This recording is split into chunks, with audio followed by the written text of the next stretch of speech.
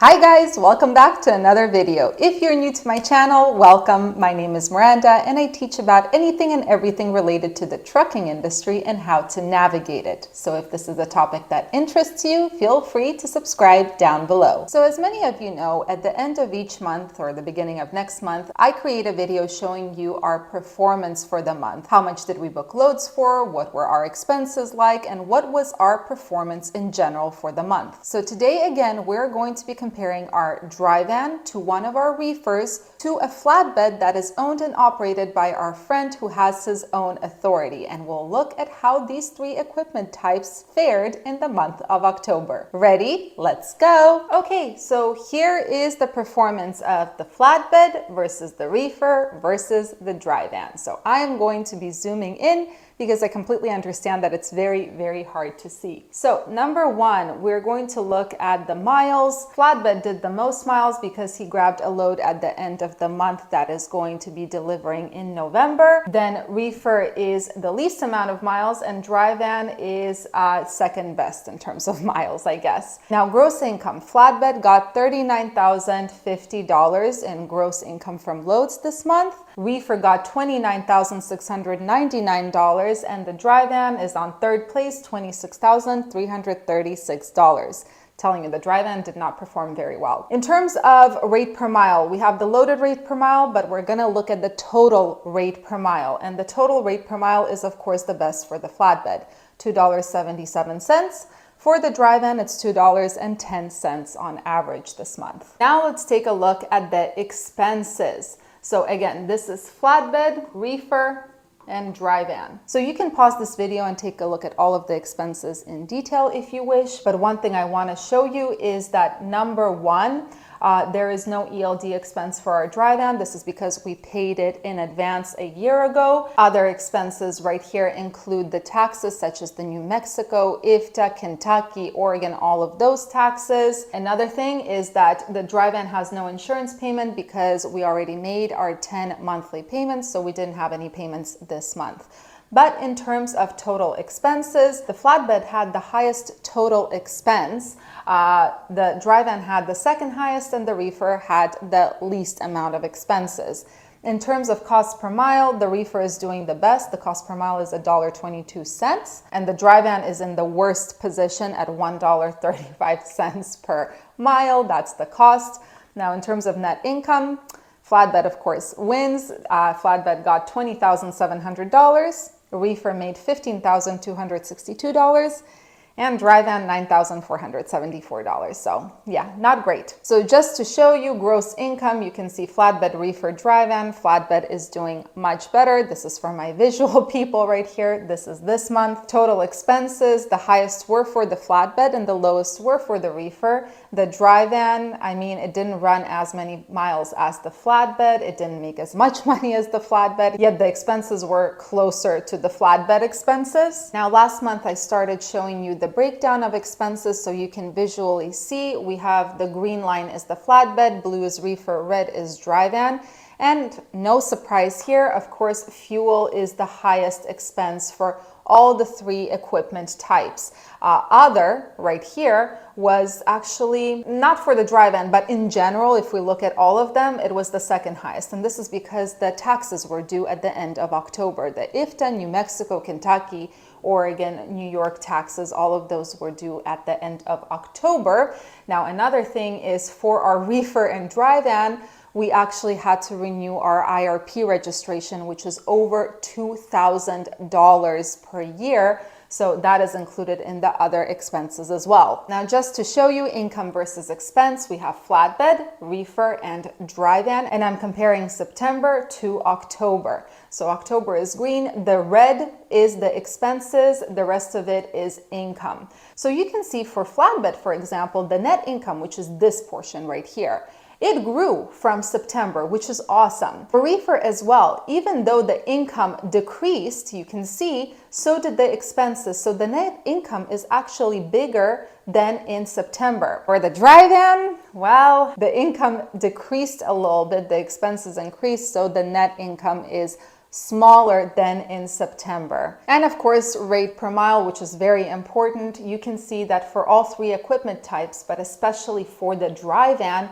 the rate per mile decreased. The blue line is September, the green line is October, and we have flatbed, reefer, and dry van. Flatbed didn't decrease by much, neither did reefer, but dry van kind of womp womp went down. Now, you guys know I made a video on KPIs a few weeks ago, a week ago, I don't remember when. So I want to show you the KPIs, and this is something that I really encourage anyone who has a trucking company to do and compare month by month. So first we have the percent empty. What percentage of the total miles was deadhead? So you can see that for the flatbed, again, blue is September, green is October. For the flatbed, the deadhead miles decreased. For the reefer, they increased. For the dry van, they decreased also significantly. So that's good. So we can see that the reefer was doing more deadhead than it did in the previous month. But now we want to look at how much did this deadhead actually cost in fuel. Now this is just an approximate number, but it's a good statistic to know. So for flatbed, of course, the fuel expense for the deadhead decreased. For the reefer, it increased a little bit, and for dry van, it dropped quite significantly. And this is because there is a clear correlation. The less deadhead miles you do, the less of a fuel expense you have on those deadhead miles. Operating ratio. So this is something that I really want to show you guys, and this is something that I strongly encourage all of you guys to measure every single month or quarter, whatever floats your boat. So operating ratio shows us what percentage of the gross income goes towards expenses. And what we want to see is that percentage going down. So for the flatbed, the operating ratio went down, which means that there were less expenses that were covered by the gross income. For the reefer, they actually went down quite significantly, which is awesome.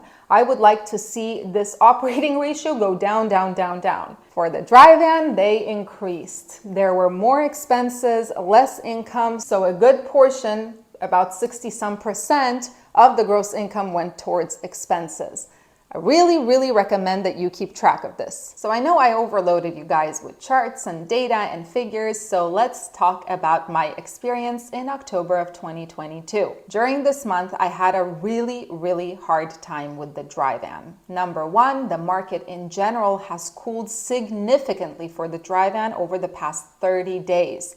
And number two, we got stuck in the West Coast with pretty much no way out. I had to book a $400 load on one weekend because we got stuck. There was nowhere to go. There were no loads. And I just was desperate to make at least some kind of money. And then there was also the $1.45 per mile load with deadhead that I had to book to get the heck out of the West Coast. So for dry vans, my tip for you is do not come to the West Coast. There's absolutely nothing to do here. I was actually thinking a few days back that the West Coast is like a sticky spider web. Once you're in, it's pretty difficult to get out. And this is not just for dry vans. This is for all equipment types. Now, the Midwest for dry vans is a better place to be. That's where you can actually make some money, make some profit. It's not going to be a lot, but you can make something. So my suggestion for you, if you are stuck in the West Coast, especially if you're somewhere like California, Arizona, Nevada, just grab any load that will cover your expenses to the Midwest and then start making money there. Now for the reefer, it was a little bit easier. The majority of loads that we booked were over $2.30 per mile with deadhead. But actually booking loads is a doozy. I have to say that in general, booking loads has become so difficult. It takes hours upon hours to actually find that one load. Because when you look at the load board, it's filled with a bunch of crap. So I am forced to wait for that one load to come out. That one load, you know which one I'm talking about, the one that's unlike any other. And I always try to grab that one load. Sometimes it works, sometimes it doesn't. But most of the time it takes hours upon hours to actually book something. Now, just like with a dry van, I do not suggest going to the West Coast if you have a reefer. There is simply no loads here. There's not enough freight and too many trucks.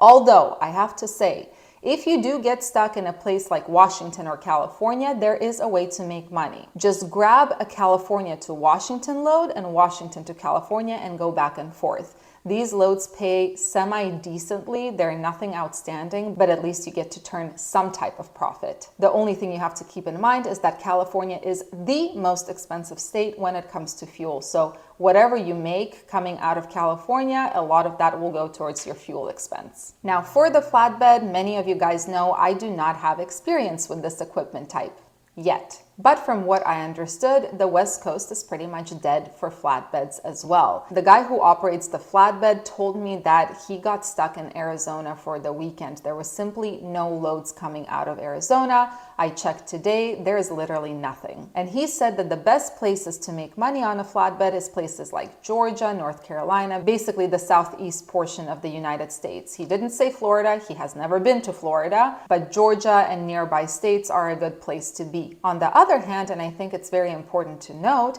he told me that if not for that weekend that he lost in Arizona, this month, those numbers that I showed you, this month would have been his best month operating a flatbed. So that's something to note. In general, I have to say October has been a pretty tough month for us. Now, as a company, we are expanding, which is wonderful. In general, the numbers are higher if we factor in all of our trucks. The numbers that I show you are just our friend and my two business partners who operate trucks. If we factor everything in, then the numbers are better, but the efficiency is completely down the drain. Basically, what we used to make on one truck in 2021 is pretty much the same amount as we make on 2 trucks in 2022. Work more, make less, pretty much. I do have to say, I'm very excited to see what November and December brings for our reefer trucks, because reefers transport perishable goods, and from what I predict, I believe there's going to be